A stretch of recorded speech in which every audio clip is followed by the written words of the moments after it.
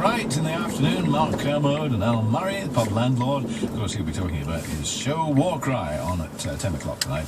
The use of music in battle. And 5 o'clock, Simon Mayo, Jonathan D will be joining the Radio 2 Book Club. Paul Jones, Joe Wiley, Big Band Special. That's the way Radio 2 looks. And of course, you've got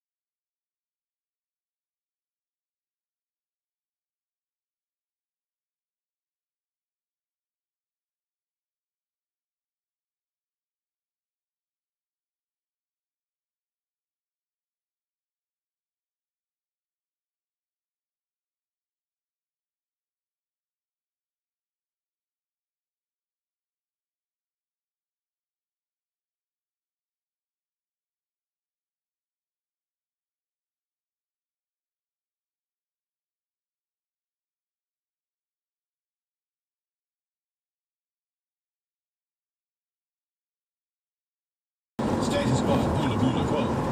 Yes.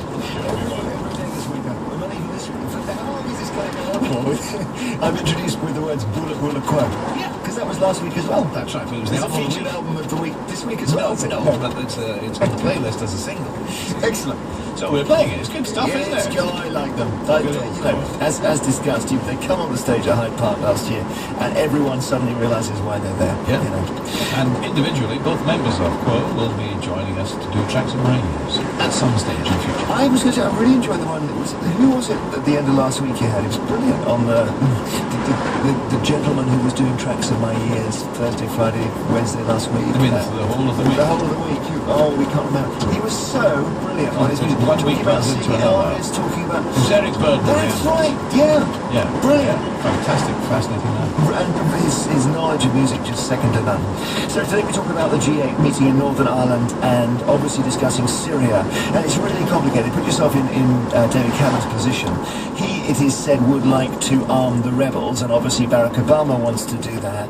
But his backbenchers and Boris Johnson are saying you've got to be crazy, a lot of them, if you do that, because it gets into the arms of the hands of jihadists and so on. The Lib Dems aren't too keen either. And now President Putin. He's put the boot in.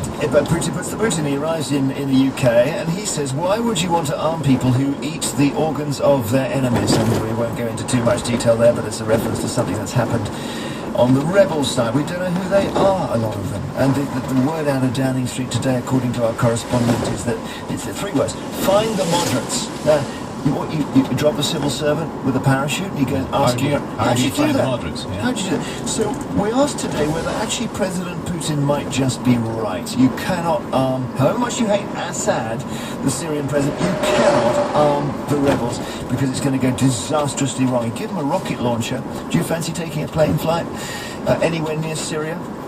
And we also talk about the yellow, this is rather closer to home, the amphibious yellow duck boat in Liverpool. If you've seen the footage, it looked rather hairy, that. I mean, they had 31 people on board, and for those who haven't seen them, they drive around and then they go in the river, and it's a tourist thing, isn't it? It's an amphibious vehicle, yeah, allegedly. With open windows. And the water went in and it sunk, and the people were lucky that everybody got out alive. You could sense that the person who's filming it on his phone, as you'll do, says, oh, this is quite funny, it's sinking. And then suddenly he becomes frightened because you Mood can see... changes, Yeah, and it's also interesting the things that people do when they're inside a sinking vessel. Most people's instinct seems to be to stay put. Then there's a smaller group of people who climb out the windows, climb on the roof. Nobody throws all their clothes off. Having once gone into water with my clothes on, I know how What a drag that can be. heavy that makes you. So my first instinct would be to take it as much off as I could. Anyway, we talk about the yellow duck boat. We talk as well about Nigella Lawson. Now, this was a Sunday People story yesterday. I was doing the Andrew Marr show, and it's, all